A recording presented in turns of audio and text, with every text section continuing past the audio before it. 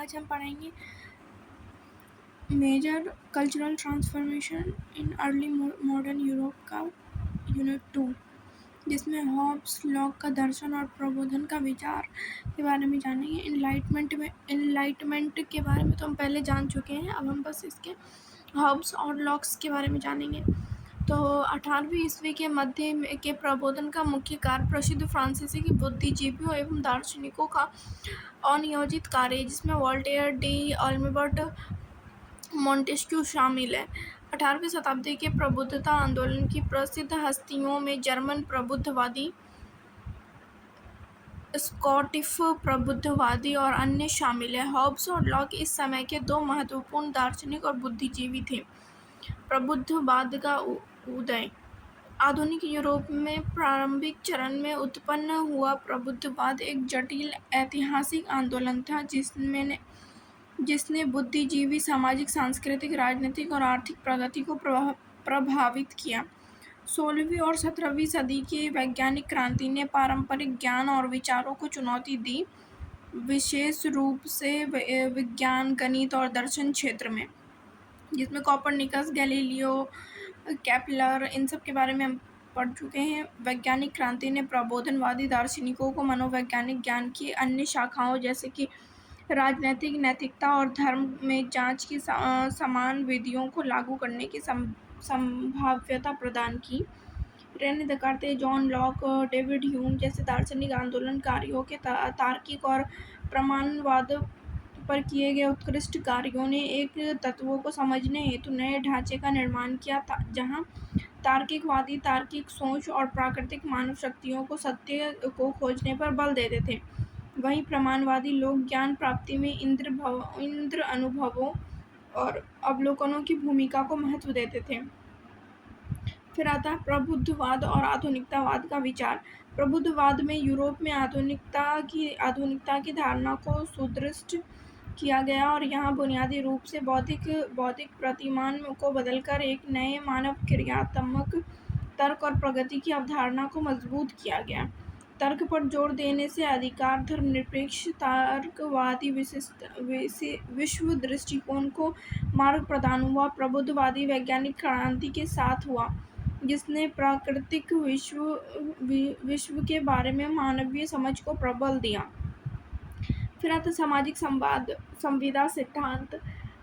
प्रबुद्धवादी दार्शनिक जैसे Thomas Hobbes, John Locke और जीन जैके रूसो ने राजनीतिक संस्थानों की उत्पत्ति और स्वरूप की व्याख्या करने के लिए सामाजिक संविदा सिद्धांतों की व्याख्या की। अपने शासकों के साथ स्वेच्छापूर्वक सामाजिक संविदाओं को शामिल होते हैं ताकि वे सुरक्षा प्राप्त कर सके। फिर उसने प्रगति पर जोर दिया। प्रगति में जोर देने के साथ साथ उसने माध्यमों में समाज को सुधार की संभावना की एक विशेषता दी। इस आशावादी दृष्टिकोण ने समाज, राजनीतिक और आर्थिक संस्थाओं को सुधारने का प्रयास किया। प्रबुद्धवाद ने विचारशीलता, प्रमाणवाद, सामाजिक संविदा सिद्धांत, परंपरा का आलोचनात्मक अध्ययन और विकास और सुधार पर ध्यान केंद्रित करके यूरोप में आधुनिकता की धारणा को मजबूत किया। आधुनिक यूरोप के सांस्कृतिक परिवर्तन में उत्कर्ष में प्रबोधन की भागीदारी। प्रबोधन काल जो है वो 17वीं से 18वीं सदी में यूरोप में एक महत्वपूर्ण सांस्कृतिक और आधुनिकता का काल है, जिसमें विज्ञान, तकनीकी, धर्म और सामाजिक विचार में विस्तार से परिवर्तन हुआ। प्रबोधन की भागीदारी इस समय में सांस्कृतिक परिवर्तन में महत्वपूर्ण थी, जिसने यूरोपीय समाज को एक नया मार्ग प्रदान किया और उससे अधिक विचारधारा की। इमैनुएल कांट ने प्रबोधन काल को मानवता को बाहर और अपने आप को स्थापित करने की प्रक्रिया के रूप में परिभाषित किया है। उनके अनुसार प्रबोधन एक मानव स्वतंत्रता के आदान प्रदान का प्रयास है, जिसने मानव बुद्धि को उच्चतम सत्य को खोज की और प्रेरित किया। प्रबोधन काल का महत्वपूर्ण योगदान मानव स्वतंत्रता और अधिकारों को प्रमाणित करने में था। उन्होंने समाज में विचारों की स्वतंत्रता और सामाजिक अधिकारों को प्राप्त के प्रति आधारभूत समर्थन किया।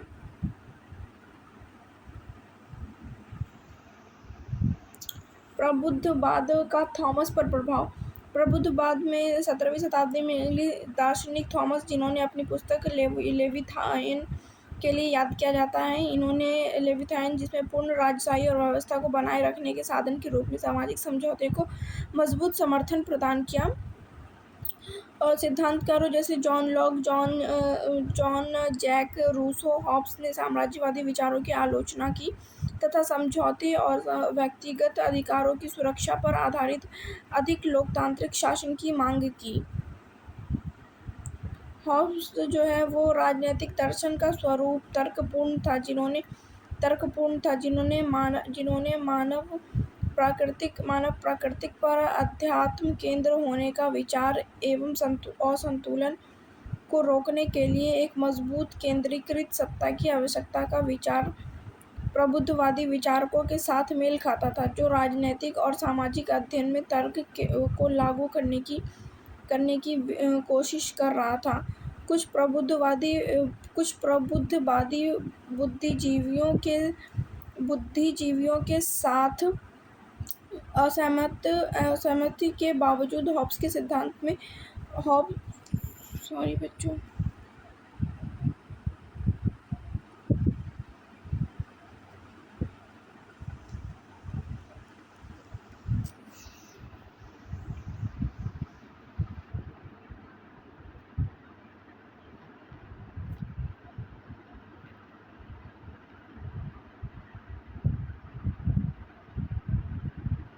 हॉब्स के सिद्धांत के काल में लोकप्रिय रहे। फिर समालोचना और पुनर्व्याख्या ये आप लोग खुद पढ़ लेना।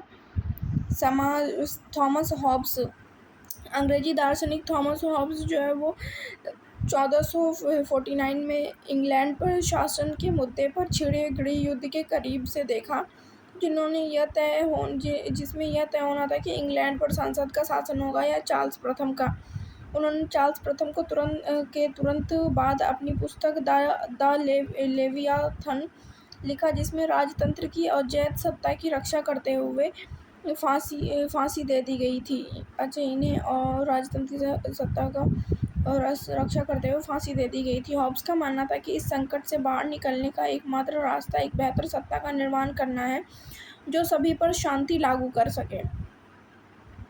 हॉब्स जो है वो त्याग करने और पूर्ण शासकत्व प्रदान करने का एक आम सहमति थी। हॉब्स के लिए राजत्व एवं संप्रभु के लिए उपलब्ध प्रशासन का आदर्श रूप है।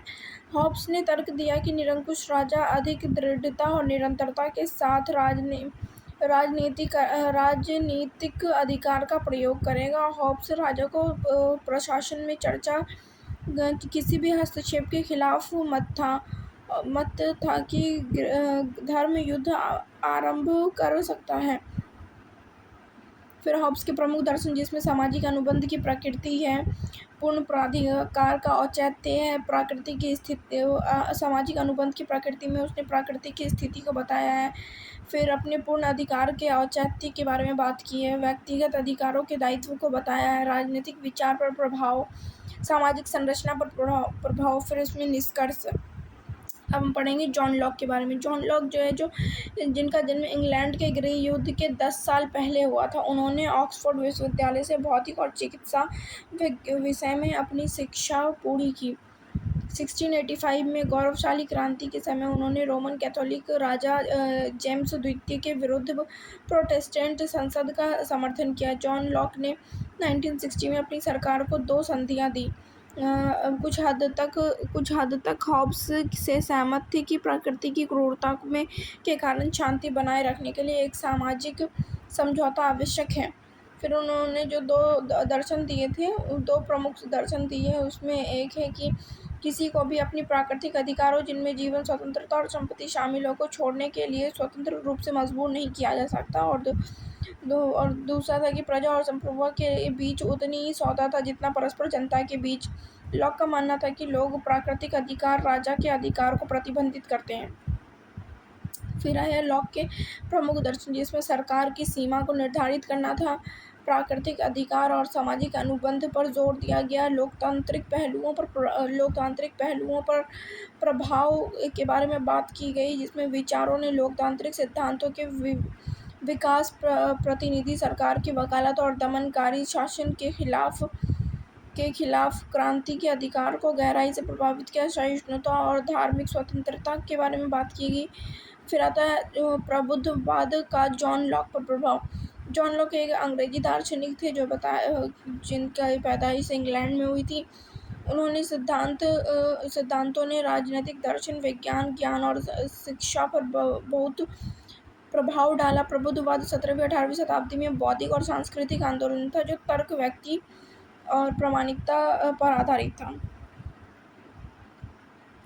लॉक ने राजनीतिक दर्शन, विशेष रूप से उनके सामाजिक संविधान की धारणा ने प्रबुद्धवाद के दौरान और उसके बाद की काफ़ी प्रभाव डाले। उनके निबंध टू ट्रीटीज ऑफ गवर्नमेंट में लॉक ने प्रस्तावित किया कि वैध राजनीतिक सत्ता व्यक्तियों द्वारा उनकी प्राकृतिक अवस्था में गठित एवं सामाजिक समझौते से उत्पन्न होती है। फिर उनके निष्कर्ष के बारे में तो हम खुद ही लिख सकते हैं। फिर यहाँ पे उनका निष्कर्ष आ जाता है, तो जो हमने ऊपर पढ़ा है उन सभी को लेकर के थोड़ा थोड़ा हमें यहाँ पे निष्कर्ष लिख सकते हैं। तो आज के लिए बस इतना ही। आप वीडियो को लाइक और चैनल को सब्सक्राइब ज़रूर से कर दीजिएगा।